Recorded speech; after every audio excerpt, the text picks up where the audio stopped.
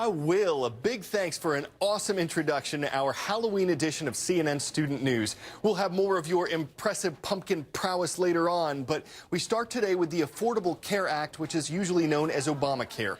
The site where people can sign up went live at the beginning of October, but the launch didn't go smoothly. One person described the experience of using the site as miserably frustrating, and that was the person who's in charge of it.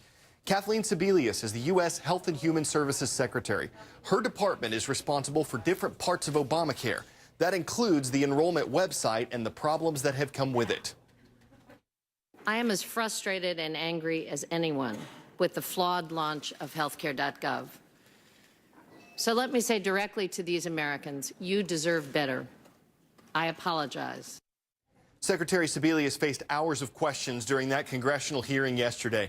Democrats and Republicans in Congress talked about the problems with the Obamacare website, but that isn't the only controversy surrounding the new law. There's a big debate about the health insurance plans that Americans already have. Most Americans who have health insurance get it through their employers or government programs like Medicare.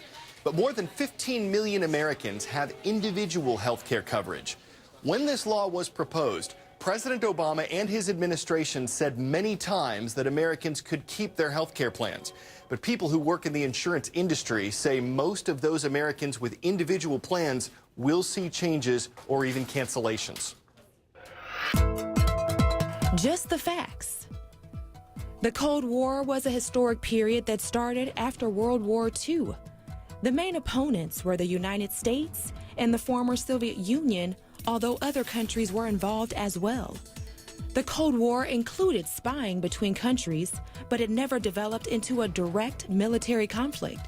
But it was over by 1991 when the Soviet Union collapsed.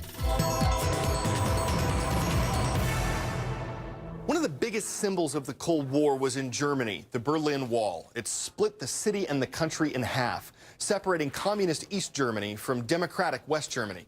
The wall came down in 1989 and Germany reunited the next year. Now, Germany says it's the victim of Cold War tactics, spying, and German officials want answers. NSA field station Berlin-Teufelsberg, a relic of US espionage in the forests around Berlin, now a canvas for graffiti artists and backdrop for some of the best kite flying in the German capital. From this vantage point, right on top of the tiny island that was West Berlin, every which direction you looked was east, the Eastern Bloc.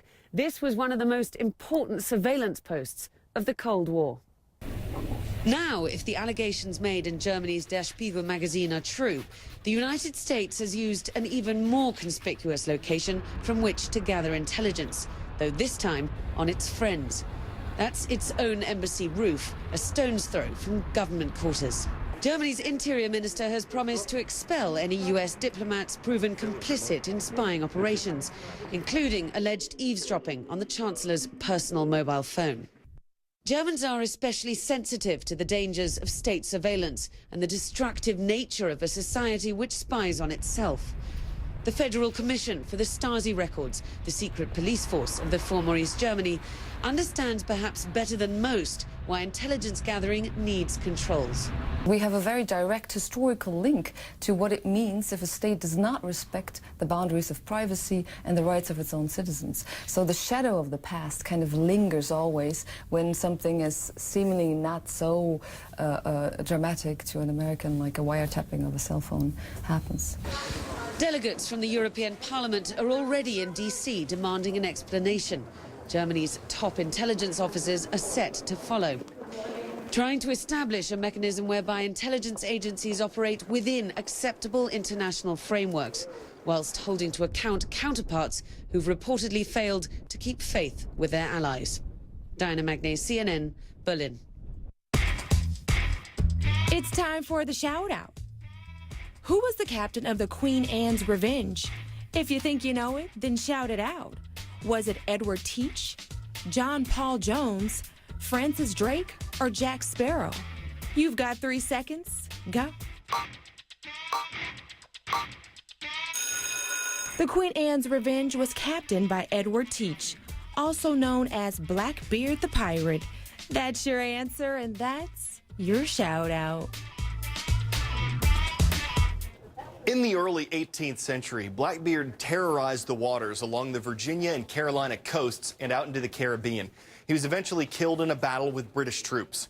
Blackbeard's legendary treasure has never been found, but his ship, which sank off the North Carolina coast, has been a treasure trove for archaeologists.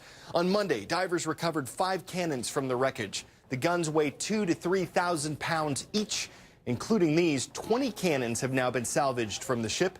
They'll probably be added to an exhibit of artifacts from the Queen Anne's Revenge. So far, there are more than 280,000 items in that exhibit.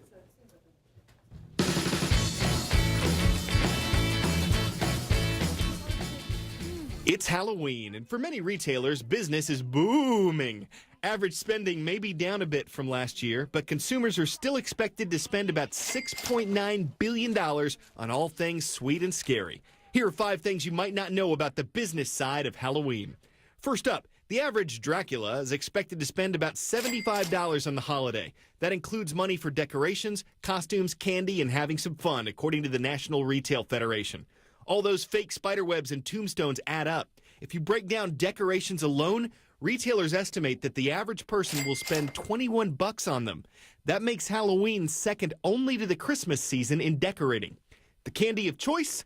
According to a National Confectioners Association survey, people want to sink their fangs into chocolate, and by a wide margin, 72%. Chocolate makes up about 3/4 of a trick-or-treater's candy bag, which makes cavities excited too.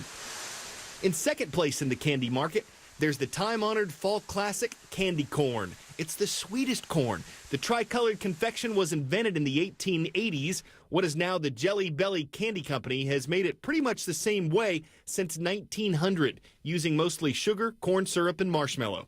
Here's an odd fact, though. Some think there's a right way to eat candy corn. 47% of those surveyed said to eat the whole thing at once. 43% said to start with the narrow white end first. Only 10% said to start with the wide yellow part, because who'd want to do that? Let's see, that covers decorations, candy, now costumes. Consumers will shell out about $2.6 billion on costumes this year. Overall, witches and Batman seem to be most in demand for adults, while kids often plan to dress as princesses, animals, or Batman, so Batman forever. And this is kind of scary. A good chunk of what consumers spend will be on costumes for their pets.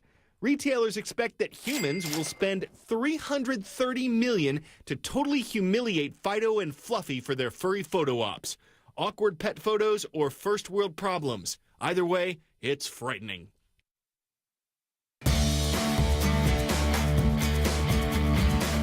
We're doing it up big today. We have a heaping helping of Halloween roll call. The theme for today's mascots, what else? Halloween.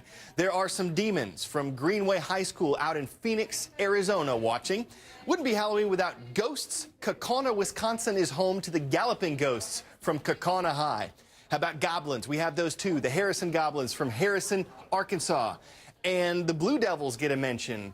Gull Lake High School in Richland, Michigan. Spooking of devils, we'll close things out with the Red Devils from Erie High School in Kansas.